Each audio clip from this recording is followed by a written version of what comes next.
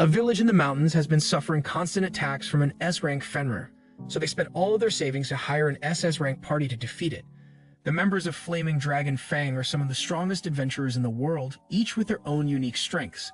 But then there's Kurt, and all he's good for is doing chores, so he's hiding behind a wall to avoid getting hurt. However, Kurt is the first person the Fenrir attacks once it arrives, so he is sent flying, and the other members of the party get ready for combat. Golnov orders Bandana to restrain the Fenrir, so she pulls out her wire and ties it up, but a second later the Fenrir breaks her back against a wall. Normally, Bandana would be confined to a wheelchair for the rest of her life, but with Marlefus on the team, she is healed within seconds and gets back to work. She uses a tree to anchor herself to the ground, giving Golnova an opening to aim for the Fenrir's head. So he jumps up and sets it ablaze with his magic sword. The villagers are so happy about the Fenrir's defeat that they prepare a feast for the party even though the village is almost broke. But Golnova absolutely hates this peasant food.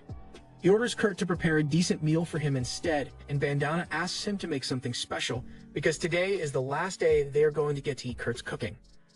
Kurt doesn't understand what they mean by that, so he asks Golnova for an explanation, and he tells Kurt that as of today he is being fired. Kurt doesn't understand why they are firing him, so he asks Golnova if he did something wrong, but Golnova says the problem is that Kurt isn't doing enough. Sure, he handles the party's chores for them, but aside from that, he is completely useless in combat. And parties are only allowed to have 4 members, so if they want their party to become stronger, they need to replace Kurt with a powerful mage or at least someone who can handle themselves in a fight. Kurt pleads with them to let him stay in the party, but Golnova kicks him in the stomach because he is sick of listening to Kurt's whining. They don't need him anymore, and that's final. The next day, Kurt leaves the village on his own with nowhere to go and a wallet emptier than the abyss. Kurt eventually arrives in the city of Samela, and he is down to his last few pennies, so he really needs to find a new job soon. He finds a temp work agency and decides to give it a shot, so he walks in and is greeted by the receptionist. She asks him if he is here to hire someone or to look for a job, and after Kurt tells her he is here looking for work, she informs him that she will need to conduct an interview and aptitude test. First, she asks for basic details like his name, age, and hometown, so he tells her his name is Kurt Rockens, he's 15 years old, and he is from the Hass village in the Sheen Mountains. Kilshil had no idea that there was a village up in those mountains, but moving on, she asks him what his work history was like. Kurt tells her that he was a part of Flaming Dragon Fang, but all he ever did for them was basic chores, and he was recently fired. Kilshil is surprised to hear that Kurt was part of the S-rank party, and even if he didn't do much for them, having the party's name on his application will definitely help him find a new job. Kurt is glad to hear that, and now all he needs to do is complete the aptitude test so Kilshil can figure out what his strengths and weaknesses are. Aptitudes in this world are gifts granted by God, and if Kurt is lucky, he might discover a hidden talent today. Aptitudes are graded from G rank all the way up to SSS rank, and the difference between aptitude ranks is so great that someone with a G rank sword skill would barely be able to swing a sword, while someone with an A rank sword skill could effortlessly split a rock in half. Kurt is excited to find out if he has a talent, but unfortunately, every single combat aptitude on his sheet is rated G rank, so he has no hope of ever taking on a combat role. Kurt immediately loses all hope, but Kilshil tells him there's still a chance that he might have a good trade skill like alchemy or blacksmithing. Although the technician who handles those aptitude tests is currently on vacation, so Kurt will have to come back next week to be evaluated. Kurt tells her he won't last that long because he's one loaf of bread away from being penniless, so he really needs to find a job today. Kilshil understands Kurt's situation, so she asks him to try lifting one of those sandbags over there. Kurt gives it a shot, and as he puts his hands on the bag, he gets a strange sensation, almost like the sand drained a bit of his mana. Anyway, he lifts the bag, and since he is strong enough to do that, Kilshil thinks he should be able to handle construction work. She tells him that Margraviate of Takon is currently recruiting workers to help repair the city walls, so Kurt should be able to get a job there if she writes a letter of recommendation for him. Kurt is grateful for her help, so he immediately heads out to meet the Margrave. The Margrave sees the letter saying that Kurt wants to work here, but he honestly doesn't think Kurt looks like he can handle construction work. But then again, he needs all the hands he can get, so he decides to give Kurt a chance. He tells him to mix up some cement and use it to repair the wall, and his pay will be determined by how much work he puts in. The Margrave will be back to check on Kurt's progress later, and he tells him that he had better get to work soon, because if he hasn't used at least half a barrel of cement by the time the Margrave is back, his pay is going to be low. Kurt wants to ask a question because the Margrave never mentioned anything about pouring mana into the cement to strengthen it, but he decides to stay quiet because it's probably common knowledge. Still, He's surprised that the quota is only half a barrel of cement, because that seems way too easy, so Kurt decides to use as much cement as he can before the Margrave returns. By the time the Margrave is back, he is shocked to see that Kurt has already finished an entire section of the wall. Kurt apologizes to him because he could have done more, but he ran out of cement halfway through. The Margrave is still having a hard time believing that Kurt really repaired over a third of the huge western wall, so he asks Kurt how he managed to repair the top of the wall, and Kurt explains that he just threw the cement up there and used a stick to smooth it out. Normally, the Margrave would call Kurt a liar because that sounds impossible, but Kurt clearly managed to make it work, so he has to be telling the truth. He asks Kurt how long he plans to work here, and Kurt says he just needs the job for a week, and the Margrave is glad to hear that. He tells Kurt that he has done enough work for today so he can go home now. He doesn't have enough money on him to pay Kurt for all the work he did, so he hands him a small pouch of money and promises to send him the rest through the temp agency. Kurt is amazed because even the small pouch has more money in it than he ever could have made when he was working for the hero party.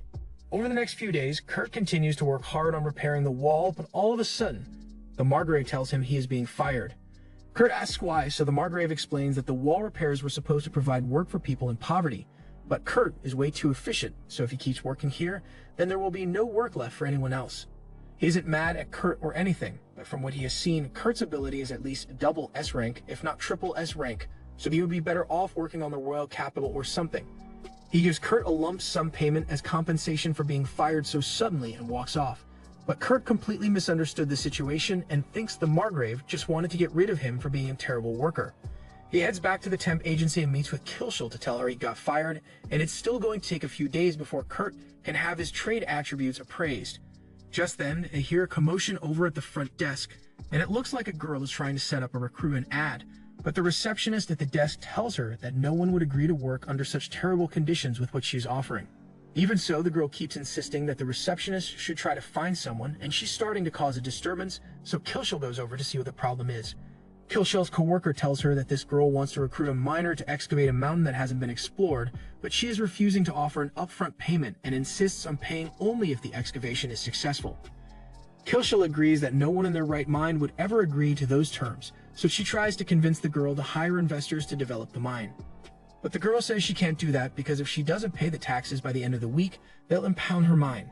Just then, Kurt walks up and says he is crazy enough to take a job like that. After all, back in his village, he used to help with the mine excavation, so he has a decent amount of experience.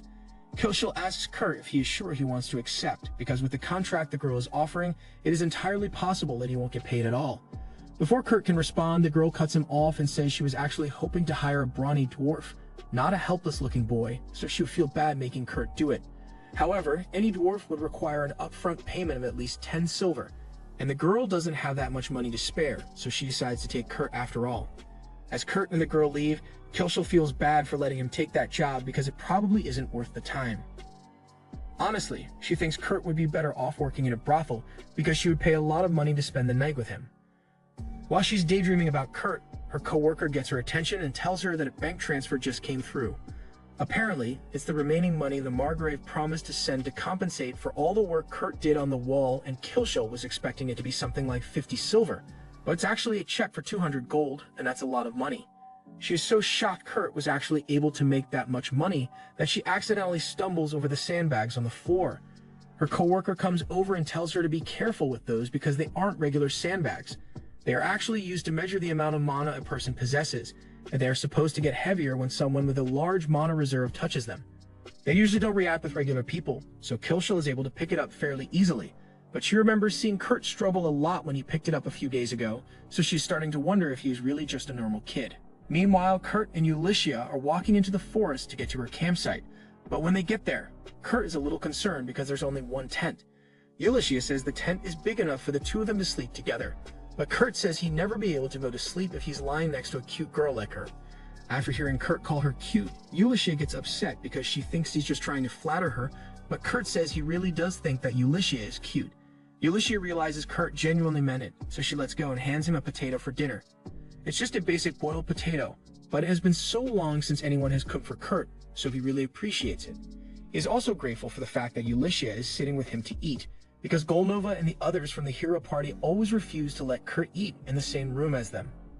Later that night, Kurt and Ulyssia go to bed, but Kurt is having a hard time sleeping because Ulyssia went to bed in her underwear. He will never be able to go to sleep with stiff wood, so he decides to leave the tent for the night and sleep outside. Once Kurt leaves the tent, Ulysses opens her eyes because she was just pretending to fall asleep.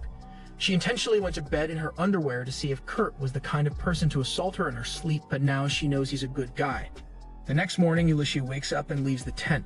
She finds Kurt sleeping over by a tree, and she feels a little bad about making him sleep out here, but then she notices that her jacket is fixed. Kurt soon wakes up, so she asks him if he's the one who repaired her jacket, and he confirms it. She's impressed that he has so much talent for sewing, and she's starting to wonder if he is really going to be good at mining. But it's too late to find someone else, so they had better get to work. Kurt asks Ulysses if she has decided on a location to begin mining yet, but she was just going to dig in random locations and pray to find some valuable ores. Kurt tells her she'll never find anything if she searches like that, and he happens to know of a much more efficient way. He takes Ulysses to a section of the mountain, and after looking around for a bit, he finds a rock full of gemstones. Ulysses is shocked that he found it so easily, but in a matter of minutes, Kurt has located every single gemstone in this section of the mountain. Ulysses can hardly believe it because if she sells all of these gems, she'll be able to pay off her debt, but Kurt tells her she can't sell them. Ulysses realizes he's right since Kurt was the one who found all of them, so he gets to keep the money. That's not what he meant. He was just trying to tell her that the gems will be more valuable if he turns them into magic crystals first. Kurt is right about that, but Ulysses says there are only 10 mages in the entire kingdom who are skilled enough to turn gems into magic crystals. But while she was saying all that, Kurt just finished turning a gem into a magic crystal. Ulysses is too stunned to speak because not only did Kurt create a magic crystal, but he did it instantly when even the most experienced mages spend at least an hour to make a single magic crystal. After Kurt finishes turning all the gems into crystals, he agrees to let Ulysses go sell them, so she heads out while he stays behind on the mountain because he has a few things he wants to finish doing first. Ulysses heads to the city's customs agency and tells them that she wants to sell some magic crystals in the royal capital. But magic crystals are incredibly valuable, so the agent asks her where she got these.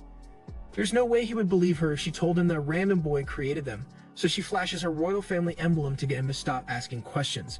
This is kind of a bluff since she stopped working for the royal family a while ago, and they just forgot to take her emblem away. But it does the trick, so the customs agent allows her to use the teleportation circle to go to the capital. Once she's there, she heads to the shop of an old friend, and she tells Mimiko that she has some magic gems to sell. Mimiko takes a look at them, and at first they don't seem like they'd be worth much, but upon closer inspection, she discovers that they have 10 times the normal amount of mana imbued in them, so these crystals are worth 10 gold each. Ulysses is at a loss for words because Kurt gave her 50 of these, so Mimiko casually hands her a bag of 500 gold coins. But before Ulysses leaves, Mimiko has 2 requests to make. First, she wants Ulysses to promise to only sell crystals like these at this shop because it would be a disaster if crystals that are this powerful were allowed to circulate without regulation. And secondly, she wants to know the name of the person who created the crystals. Ulysses agrees to the first condition, but she says she can't tell Mimiko the name of the crystal's creator because she'd have to ask him for permission first. Mimiko is a court mage for the royal family, so she tries using her position to order Ulysses to give up the mysterious mage's information, but Ulysses doesn't work for the royal family anymore, so she isn't obligated to obey Mimiko. Mimiko realizes she isn't going to be able to convince Ulysses to give up Kurt's information, so at least asks her to make sure he doesn't wander off to another nation. She also wants Ulysses to tell him that if he agrees to come work for the royal family, Mimiko is prepared to grant him the title of Count and full access to the Royal Research Lab and all its benefits. Ulysses then leaves Mimiko's shop, and the next morning she returns to the mountain to meet up with Kurt, but she is shocked to find that Kurt built a whole ass house in the time she was gone. Setting that aside, Ulysses explains that a friend of hers wants to hire Kurt as a royal mage. If he accepts the position, he will be treated as a noble, so he'd be guaranteed a good salary with benefits no matter what. Kurt finds it hard to believe that he is really being offered such an impressive job, but Ulysses assures him that it is a genuine offer. She asks him what he wants to do, but Kurt says he's going to decline. Ulysses can't believe that Kurt would turn it down because anyone would jump at the chance to become a royal mage, and I'm just as shocked because Kurt's reason for turning it down is stupid. He thinks he doesn't deserve to be in a position that puts him above other people, and he is still hoping to go back to being the Flaming Dragon's chore boy, even if he has to beg them to let him rejoin. Speaking of Flaming Dragon, they are getting their asses beaten by a tree monster. Golnova can't use his fire magic for some reason, so he asks Marlefis to heal him. She's been trying to do that for a while now, but her healing magic isn't working like it usually does. Golnova asks the new guy to cast some fire magic to take down the tree, but the new guy doesn't know how to use fire magic. and that's supposed to be Golnova's job anyway. The party's chemistry is completely gone without Kurt here to hold them together, and Bandana is the only one who can tell that the party is crumbling. Back to Kurt, his current job is still to help Ulysses mine gems here, and he tells her he found a good gem vein yesterday so he can get a lot more for her. Ulysses is grateful for his enthusiasm, but she is concerned that Kurt might be tired from all the work he did yesterday. However, he tells her not to worry because he got 6 hours of sleep last night. Ulysses is shocked to hear that and starts doing some mental math to figure out how Kurt could have built an entire house and still managed to get 6 hours of sleep. But Kurt interprets this as Ulysses being mad that he slept too much, so he apologizes and says he will make up for his laziness. Ulysses really needs to explain Kurt's strength to him at some point, but she has no idea how to address it, so she and Kurt just head out to do more mining. Kurt leads Ulysses over to the spot he found, and although it looks like an ordinary forest section, Kurt tells her she should be able to find some good gems out here. Although he warns her not to dig past 500 meters, as if that's something you can do accidentally. He then starts walking away, so Ulysses asks where he is going, and Kurt explains that he is on his way to a different mining spot and he will meet back up with her later.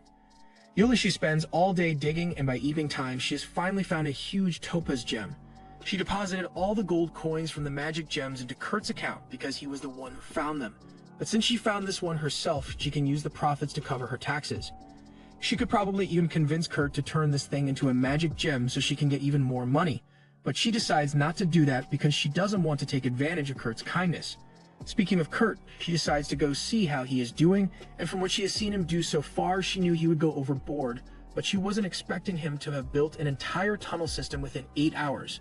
Kurt eventually comes out, and he tells Ulysses that unfortunately, he was only able to find a little bit of the gems that he was looking for. All the other stuff he found was just a bunch of useless rocks, so he plans on throwing them away once he is done here. Ulysses takes a look in the rock cart, and those rocks look a little too pretty to be worthless, so she asks him what they are. Kurt explains that those are mithril ores, but back in Kurt's village, mithril was so common in the mines that they usually just threw it away whenever they found some. Ulysses has no words for what she just heard, and aside from wanting to know what kind of village Kurt came from, she asks him what gem he was looking for if he considers mithril as trash. Kurt pulls out a small rock and tells her he has been looking for orichalcum, but he only managed to find enough to fill a small box.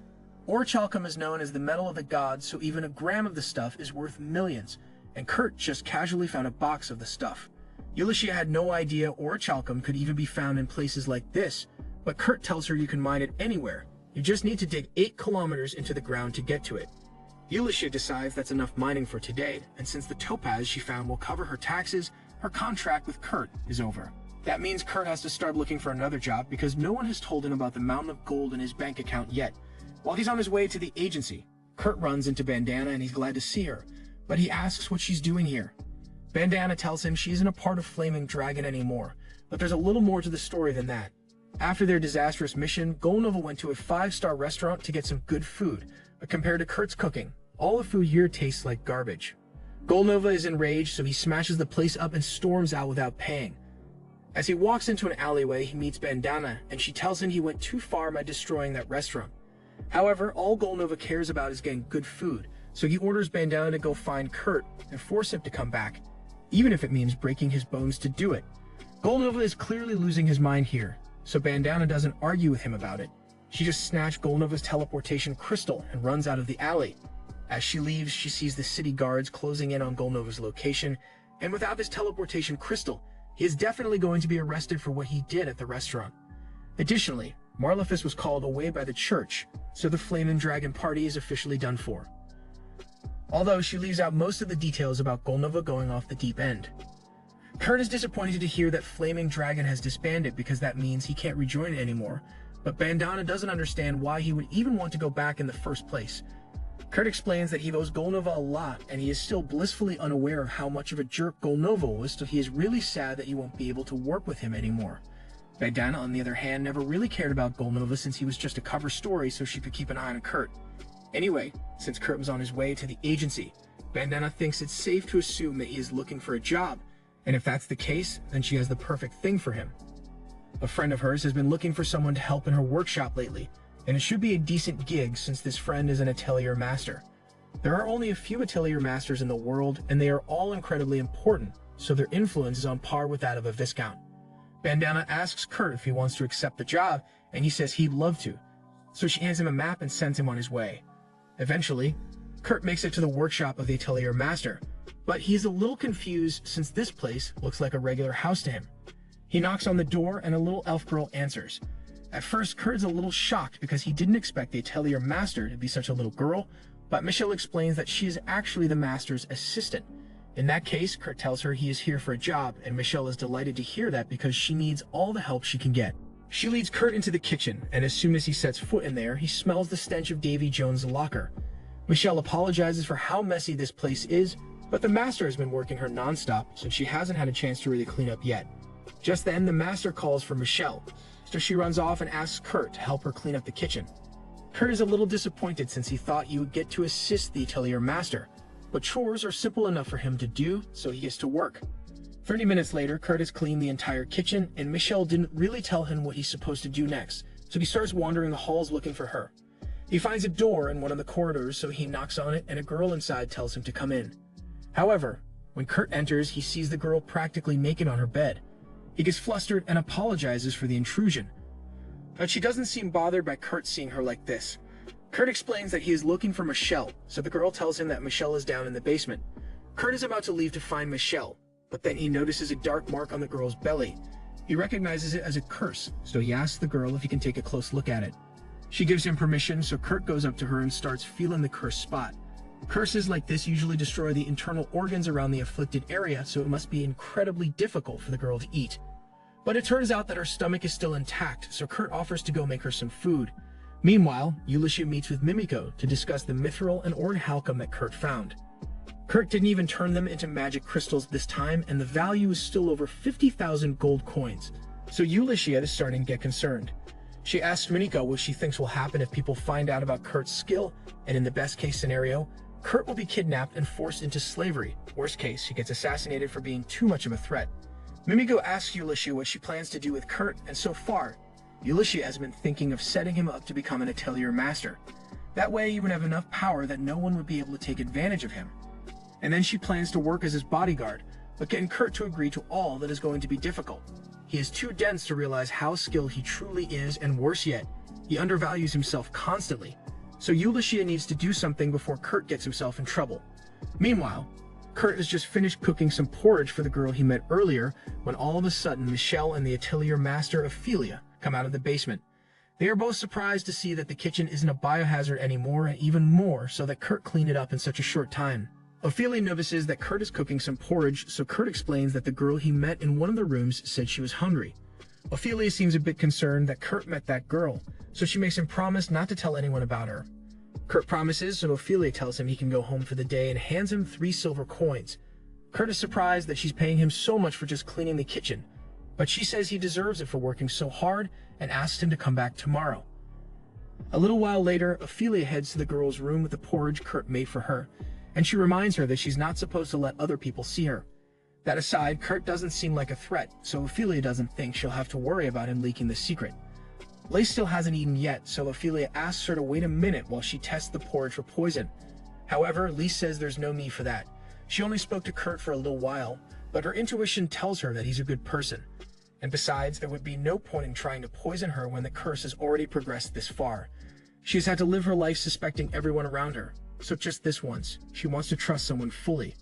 Ophelia understands, so she lets her eat the porridge, but after Lise takes her first bite, she begins sweating profusely and falls over on the floor. Ophelia thinks Kurt must have really poisoned the food after all, so she's about to go on a manhunt to kill him, but all of a sudden, Lise gets back up and says she is fine. In fact, she feels better than ever because the curse has been broken. Ophelia has no idea how to process what just happened because a curse like that isn't easy to break. Yet it was undoubtedly broken by the food Kurt cooked. At that same moment, the secret organization that placed the curse on Lise is having a meeting because they just found out that the curse was broken. They were hoping to use it to kill Lise from a safe distance, but now they are going to have to use more drastic measures. Later that evening, Ophelia and Lise head into Mimiko's shop because they have something urgent to discuss. Lise takes off her hood, and as soon as Mimiko and Ulysses see her face, they recognize her as the third princess of the nation. Ophelia explains that a powerful curse was placed on Lise in an attempt to assassinate her. They aren't sure who was behind it, but Lise is the only child between the king and Princess Francoise from the Gurumaku kingdom, so her existence is kind of like a symbol of peace between the two nations. And Selma is clearly trying to start a war. Mimiko is glad Lise is alright, but she is surprised that she managed to break such a powerful curse on her own. However, Lise tells her she didn't do it by herself. The curse was actually broken by a man named Kurt, and as soon as the two hear Kurt's name, they freak out. This was the end of episode 2. Subscribe to not miss the next part.